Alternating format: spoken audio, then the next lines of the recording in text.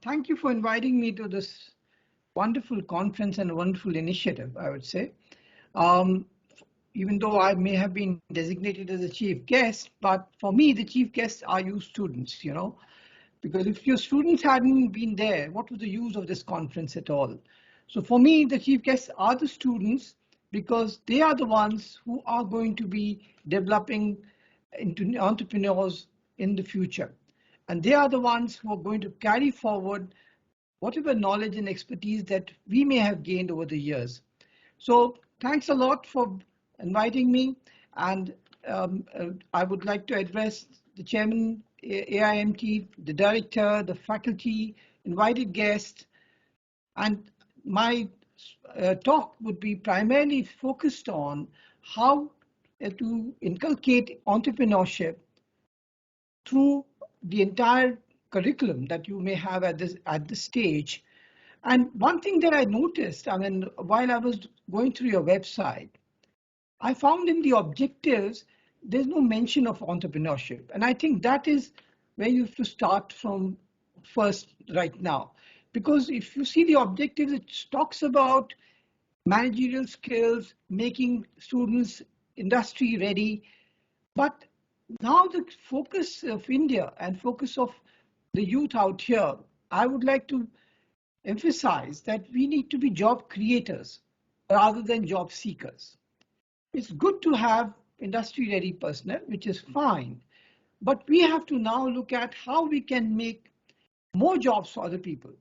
You are amongst the cream, let's say, of this nation because you have access to this managerial education through the army backing, and there's a lot of faculty and people around you.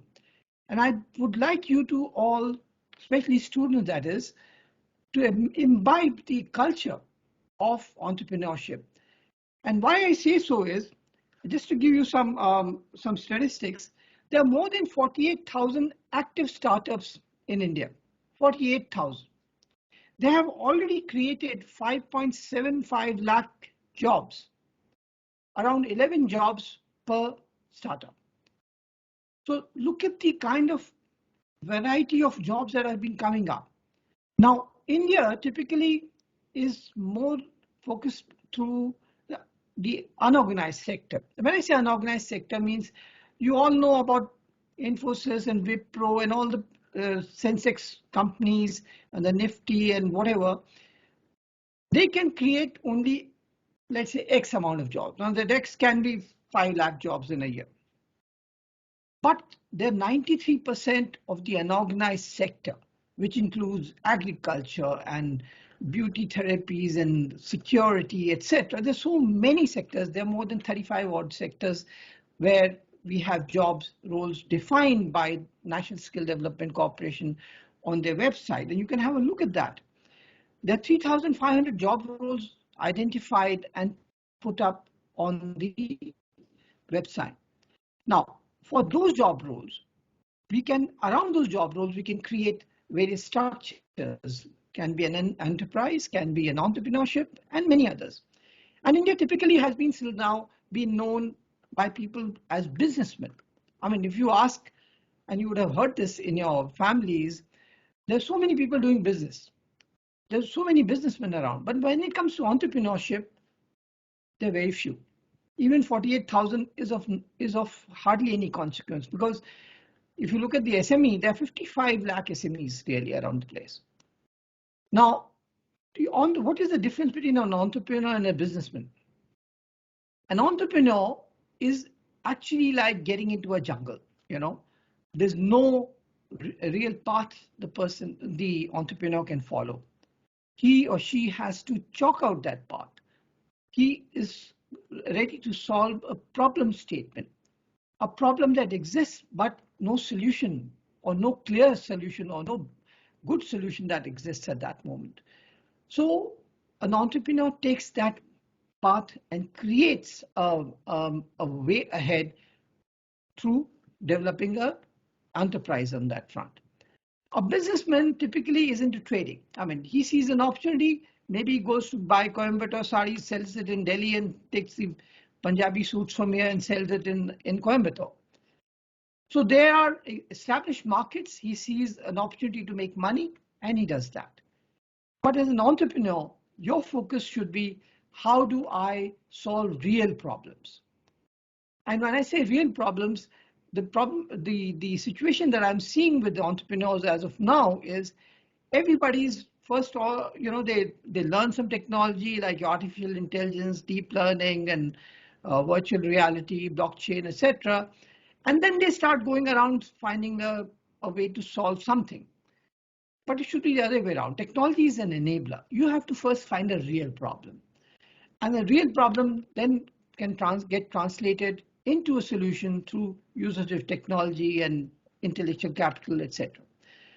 And one of the very fine things that I found on the net, and I was closely associated with one such problem statement, is that the Director General of Prospective Planning of the Army, on the website, there is a compendium problem definition statements 2020.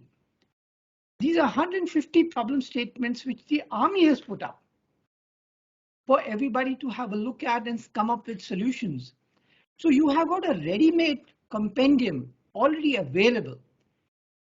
I'm not saying you restrict yourself there, but imagine if you could solve some of those problems out. You are in an institute run by the Army people. AWS is your background to it, and I would encourage AWS to kind of propagate that compendium across the many colleges and schools that they run. And what better if you can create something new? In fact, you look at the compendium, problem statement 117 was requiring drones to be made so that our Jawans sitting in very high places I was talking about Rajouri especially, so they can be delivered food and water. You take a drone, put your food and water in it, put some GPS coordinates of the Jawans where they're sitting, and let the drone fly and goes and delivers it and comes back. Right now, the problem is they have to be done, this whole work has to be done by mules. It takes 7 days for the mules to go up. Mules, they may fall sick, and then you have to treat the animal. It's a suboptimal way of doing things. So Army has put out a problem statement. Now look at those problem statements. First thing you will get to know, okay, these are real life problems, correct? It is up for the Army. You can start off here, and as Major General just now said, if we can come up with solutions which not only kind of work with our Army, it can become a product. And then the defense market is so big that India can now start exporting some of that as products to other countries or services to other countries. So look at the amount of, let's say, capital you can raise for India, not only in terms of money, but in terms of goodwill, in terms of being the leader of the world itself. Just to give you another idea, among the unicorns, you know what unicorns is? Unicorns, basically anybody with $1 billion evaluation. And I'm at any point in time, I'm not trying to say, okay, look, go for the money, go for becoming a unicorn. But let's say it's just a metric. In that, we are third. India is right now third in the world. US has got 487 unicorns. China has got 301.